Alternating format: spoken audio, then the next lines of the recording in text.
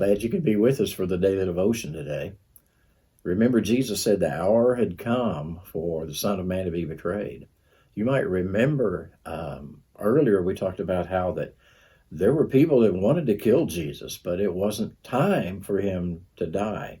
That it was in the plan of the Father for Jesus to be crucified on Passover, because Passover was a picture, a foretelling of the crucifixion of Jesus.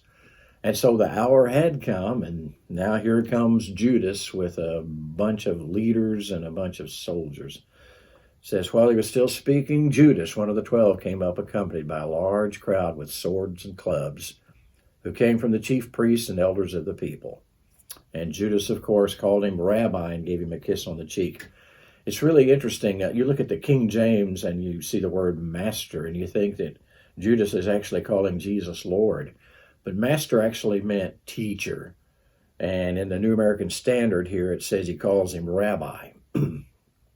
Well, then in Matthew's account here, Peter takes a sword and whacks off the ear of the servant of the high priest. I think he probably intended to hit something else, but the guy ducked.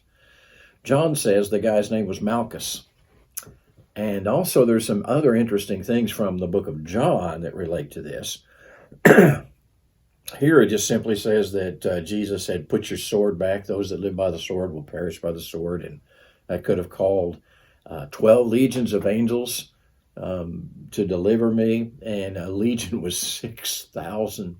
So we're talking 72,000 angels could have been at Jesus' disposal. And let's remember that one angel killed 185,000 Assyrian soldiers. So, my goodness. So Jesus was laying his life down. No one was taking his life from him. If you plug in the thing from John into this, John also said that when they came, that Jesus said, who do you seek? And they said, Jesus of Nazareth. And he said, I am he. And they fell back on one knee. And it was then that Peter took the sword. It's like Peter says, aha, let the revolution begin. Looky here, all these guys that Jesus got all this power. So he swings the sword. Remember, they found 2 swords. And of course, Peter had to have one. And he misses and he knocks the guy's ear off. And then John says that Jesus healed the ear. So I want you to understand, you put all of that together, and this crowd of guys, you've got all 12 of the disciples. You've also got John Mark that's mentioned in the book of Mark, that he was, along. And then you've got this crowd of soldiers and Jewish elders and high priests. And they all fall back on one knee. They see Jesus heal an ear right in front of them. And then they hear Jesus say, you know what? I have 72,000 angels available to me. They witnessed that. Understand that God's scripture is not one person sitting under a little tree pondering the meaning of life, or some dude saying, oh, I found the secret to life in a cave, or something along that line. The Lord did God things and made public prophecies. And Jesus was publicly arrested and publicly crucified and seen by over 500 witnesses at one time after he'd been resurrected. Nothing else that claims to be scripture comes even close to that. And so here we have a multitude of witnesses. Hear Jesus say, 72,000 angels. All I got to do is say the word. You know what? He could have called those angels. But what had he done before that? He'd gone to Gethsemane. And he had come to the place where he said, not your will. Oh, excuse me. Not my will, but your will be done. If he had not done that,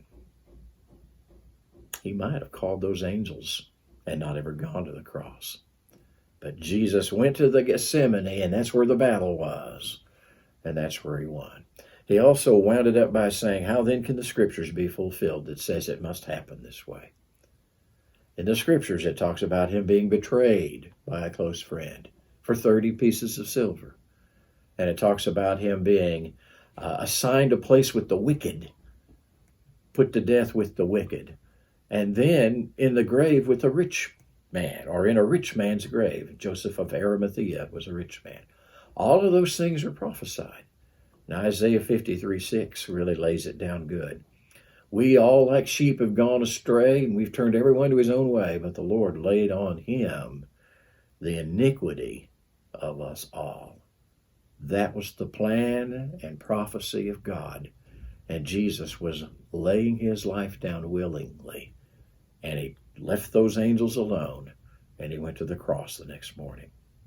Why? Because he loves us. All done.